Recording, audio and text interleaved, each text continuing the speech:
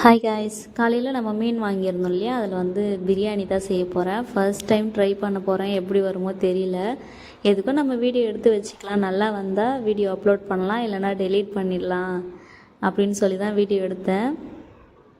பாருங்கள் ரெசிபி, லாஸ்ட்டில் பாருங்கள் எப்படி வந்திருக்குன்னு சொல்லிட்டு. நல்லெண்ணெய் விட்டு நம்ம ஹோல் ஸ்பைசஸ் பிரியாணிக்கு சேர்க்குறது எல்லாமே சேர்த்து நல்லா வதக்கிட்டு, ஒரே ஒரு பச்சை மிளகாய் தான் சேர்த்துருக்கேன், கவினுக்கு காரம் கம்மியாக இருக்கட்டும்னு சொல்லிட்டு. அப்புறம் வெங்காயம் சேர்த்து நல்லா வதக்கிக்கலாம்.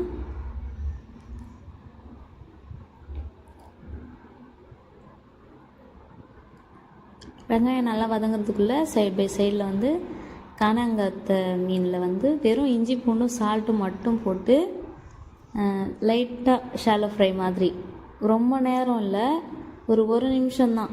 தவா சூடு பண்ணி மீன் போட்டதும் ஒரு நிமிஷம் மட்டும் ஷாலோ ஃப்ரை பண்ணி எடுத்துட்டேன். அதுக்கப்புறம் வெங்காயம் வதங்கினதுக்கப்புறம் இஞ்சி பூண்டு புதினா கொத்தமல்லி எல்லாம் சேர்த்து நல்லா வதக்கிட்டு,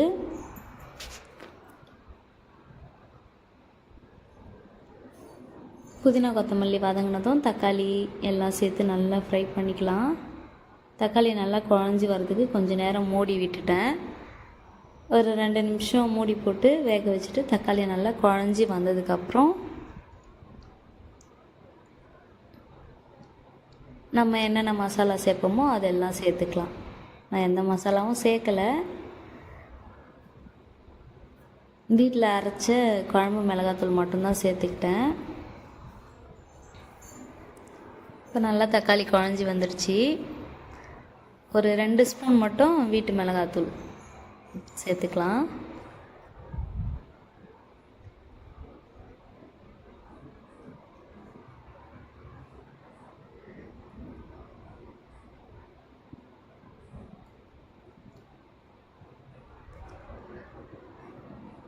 ஒன்று 2, அவ்வளோதான். ஒரு பிஞ்சு நல்லா மிளகாத்தூள் வந்து பச்சை வாசனை போகிற வரைக்கும் வதக்கி விட்டுட்டு, அந்த மசாலாவிலேயே அந்த ஷாலோ ஃப்ரை பண்ண ஃபிஷ் எல்லாம் எடுத்து மெதுவாக ஸ்லோவாக அடுக்கி வச்சுட்டேன் அந்த மசாலா மேலே. அப்போ தான் அந்த மீனில் வந்து அந்த மசாலா டேஸ்ட் ஏறும்னு சொல்லிட்டு ஒவ்வொன்றா எடுத்து மேலே வச்சுட்டு, நீங்கள் இது ட்ரை பண்ணி பார்த்தீங்கன்னா பார்த்து கேர்ஃபுல்லாக வைங்க, ஃபிஷ் வந்து உடையாமல் இருக்கணும். பயந்துகிட்டே இருந்தேன் நான், மீன் முள்ளெல்லாம் அந்த குக்கர் ப்ரெஷரில் வந்து கொதிக்கும்போது மீனெல்லாம் உடஞ்சிருமோ, முள்ளெல்லாம் சாப்பாட்டில் மிக்ஸ் ஆகிடுமோன்னு பயந்துகிட்டே இருந்தேன். அவுட்புட் பாருங்கள், ரொம்ப சூப்பராக வந்துருந்துச்சு. மீன் வச்சுட்டு அது மேலேயே நம்ம அளந்த அரிசிக்கு அளவாக தண்ணியும் ஊற்றிட்டேன். தண்ணி வந்து கொதிக்க விடலை, தண்ணி சேர்த்ததும் அது கூடவே அரிசியும் சேர்த்துட்டேன். அரிசி சேர்த்துட்டு தேவையான உப்பு கரெக்டாக இருக்கா என்னன்னு டேஸ்ட் பண்ணி பார்த்துட்டு உப்பு சேர்த்துட்டு, அடி பிடிக்காமல் இருக்கிறதுக்கு வந்து லைட்டாக கிளறி விட்டுக்கிட்டேன். அடியில் மூடி போட்டு மூடுறதுக்கு முன்னாடி லைட்டாக அடி பிடிக்காமல் இருக்க சும்மா லைட்டாக கிளறி விட்டுக்கிட்டேன்.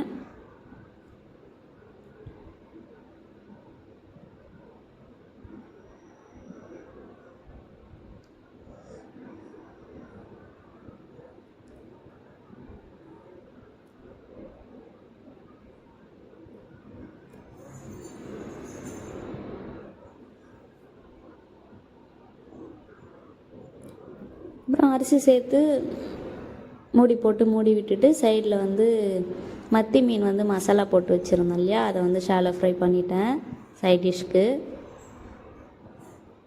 அப்புறம் இது ரெடியாக வர கேப்பில் வெளியே வந்து புதினா குச்சி வச்சுருந்தேன், அதை போய் புதினா செடி அந்த தொட்டியில் நட்டுட்டு வந்துடலாம் அப்படின்னு சொல்லிட்டு போனேன். இந்த 3 விசில் வர்றதுக்குள்ளே அந்த வேலையை முடிச்சிடலாம் அப்படின்னு சொல்லிட்டு. எப்பவுமே புதினா செடி வந்து சைடாக சாஞ்ச மாதிரி நட்டிங்கன்னா துளிர் நிறைய கிளம்பும். ஒரு வேர் இல்லைனாலும் இன்னொரு வேர் வந்து வேர் பிடிச்சி வளரும், அதுக்காக தான் சாய்ச்சி நடுவாங்க, ஸ்லாண்டிங்காக நடுவாங்க. இது துளுத்ததுக்கு அப்புறம் நான் காமிக்கிறேன், எப்படி துளுத்துருக்குன்னு சொல்லிட்டு காமிக்கிறேன். அப்புறம் 3 விசில் வந்துடுச்சு. கேஸ் ஆஃப் பண்ணிவிட்டு மீனும் ஒரு பக்கம் பொரிஞ்சிருந்துச்சி, இன்னொரு பக்கம் திருப்பி விட்டுட்டேன். பாருங்கள், ஓப்பன் பண்ணும்போதெல்லாம் மனசுக்குள்ளே பயமாகவே இருந்துச்சு.